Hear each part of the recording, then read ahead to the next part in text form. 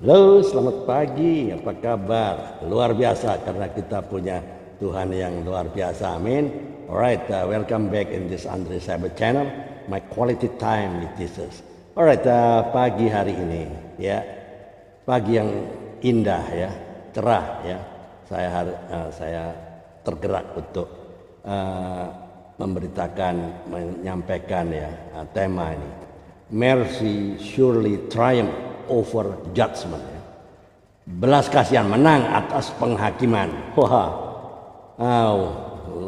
keren ya. Mercy surely triumph over judgment. Oke, Yakobus 2 ayat 13 ya. Sebab penghakiman yang tidak berbelas kasihan akan berlaku atas orang yang tidak berbelas kasihan. Nah, ini dia. Tapi belas kasihan akan menang atas penghakiman ya. Yakobus 2 ayat 13 ini luar biasa ya. Semua orang pada tahu ya. Tidakkah Anda sendiri mengalami ya, bahwa ketika orang lain memunculkan persoalan dalam hidup kita, seringkali kita cepat ya mengambil kesimpulan bahwa mereka salah ya. Pikiran kita pun mudah menghakimi dan melabeli mereka sebagai orang jahat, walaupun meskipun ya perbuatannya sebenarnya tidak begitu besar ya. Kita cenderung apa, menghitung kesalahan mereka dan bersiap-siap untuk menghakimi. Mengapa? Pertanyaannya ya, mari kita perhatikan benar-benar. Mengapa kita begitu mudah menghakimi orang lain? Nah, ini yang sering kita alami kan, pasti kita sering alami seperti ini ya. Salah satu alasannya adalah fokus kita yang hanya pada kesalahan mereka, dan kita merasa bahwa mereka yang bersalah pantas dihakimi. Nah, ini yang terjadi kan. Namun Yakobus 2 ayat 13 mengingatkan setiap kita ya, sebab penghakiman yang tidak berbelas kasihan akan berlaku atas orang yang tidak berbelas kasihan, tapi belas kasihan akan menang atas penghakiman ya. Ketika kasih hadir dalam hati kita, sumbernya adalah kasih dari Kristus ya, dari Kristus sendiri, karena Kristus adalah kasih kan. Kita menyadari bahwa kita adalah orang berdosa dan telah menerima pengampunannya, walaupun ya kita sebenarnya tidak layak ya enggak.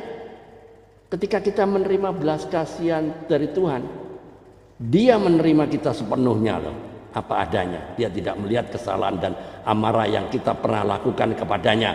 Tuhan mengampuni, menerima, dan memberkati kita. Nah, inilah, ingatlah kisah anak yang hilang. Pernah dengarkan firman ini ya, kisah ini ya?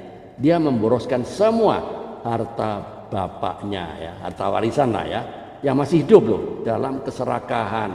Namun saat kehabisan segalanya, dia memilih untuk kembali kepada sang bapa. Akhir kisah ini adalah, semua tahu ya, akhir kisah ini adalah sang bapa menyambutnya dengan sukacita. Dia sudah berlari loh pada waktu lihat anaknya yang bungsu itu datang. Dia berlari loh, tidak duduk menunggu, enggak, berlari menyambut ya dengan sukacita tanpa menghakimi atau menolak anaknya yang bungsu telah melakukan kesalahan. Bayangkan ya, betapa banyak orang yang dengan mudahnya menghakimi orang lain. Ya, kita perlu ya memiliki belas kasihan terhadap mereka yang telah melukai atau merugikan kita. Ya enggak? Karena saat kita melakukannya, berkat-berkat melimpah kepada kita. Karena banyak orang, keluarga, dan generasi bahkan ya, dapat dipulihkan hanya karena kita memilih untuk berbelas kasihan. Oke, dengar baik-baik, perhatikan ya.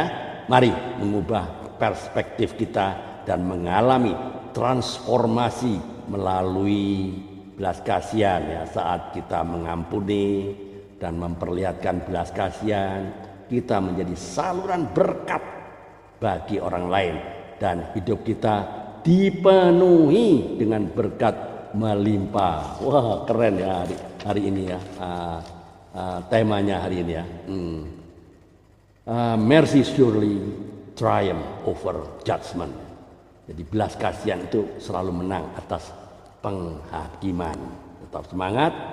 Tiada hari tanpa memberitakan firman Tuhan, tiada hari tanpa bersaksi tentang Kristus, tiada hari tanpa memenangkan jiwa. Padi sudah menguning, tetapi pekerja kurang. Kitalah yang jadi pekerja-pekerjanya di ladang Tuhan. Keep on fire, keep on moving, Indonesia for Christ. Tuhan Yesus memberkati. Amin.